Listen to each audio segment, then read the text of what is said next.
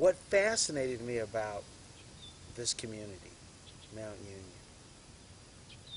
what fascinated me about it was that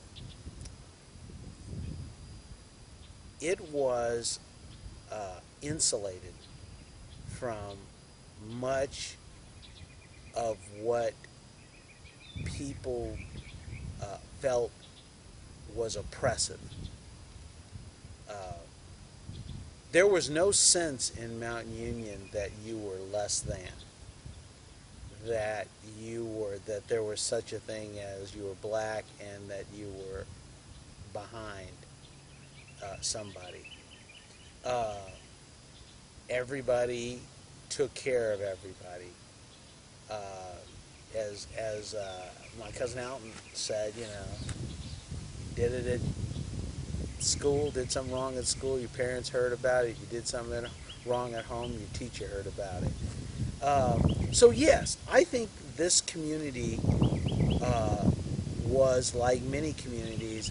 It created a shell of protection around its children and allowed them to grow up and to have a sense of self. Then it sent them into the world, and to actually at some point do battle.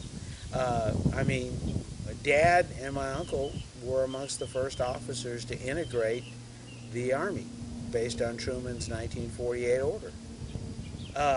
But many people, this whole generation, basically went into the world and integrated it, basically joined it. But those values that allowed them the strength to do that came from here and from the people who basically, the mills were here, whether it was the grist mills, they were buried here, the churches were here, the food was here, the carpenters were here, the schools were here. It was self-sufficient. I mean, people talk about entrepreneurialism, and they talk about, having a business and being a business. I tell you one thing, my mother's doctor, Dr. Popejoy, he pretty much said it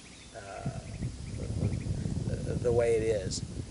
In this, this place is a community, and people needed the community in order to survive. If you left the bounds of the community, you would not survive here. And so people depended on each other. They counted on each other. They needed to depend on each other. Their word really was their bond. It was a community in the real sense of the word. And these places reinforce that with the kids. I'm amazed that this community draws people still. And then again, I'm not amazed. I mean, I've never really lived here, and I'm here. I talk to people all the time who lived in the city, but they have people from here, and they found their way to here. It's really not that hard once you're here and you get acclimated. One, it's quiet, it's peaceful, there's a great breeze, it is its own beautiful ecosystem. I mean, there's a couple trucks that come and fill up with spring water and sell it to the people in Houston, because the water underground is spring water and it's spring fed and it's wonderful. There's all types of animals, deer, you name it, here, squirrels. It's a beautiful ecosystem. So just from the perspective of if you're green, here it is. Our garden, I mean, I have a garden with all of these vegetables in it. So the soil is rich. But there's also a sense that once you come here and you're here and you observe the space that you can live in, all of a sudden you redefine what it is that you need, what it is that you require. And you realize that, my gosh, I could literally just be here with myself, by myself, on my own, and be basically not bothered by anyone. Or if you bring your family here, your kids would just run around, and you know that there's nothing that's going to harm them.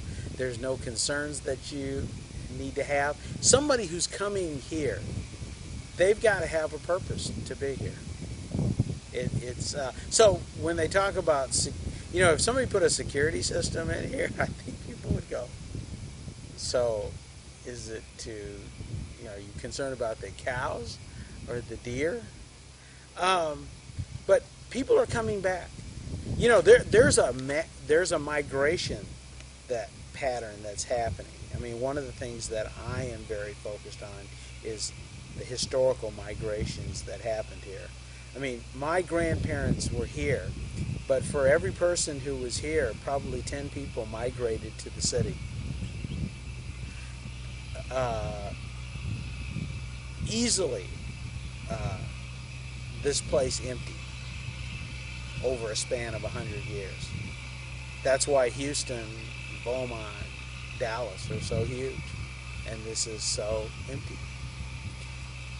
But for a few people, they've maintained their land, their property, and they have a little bit of freedom.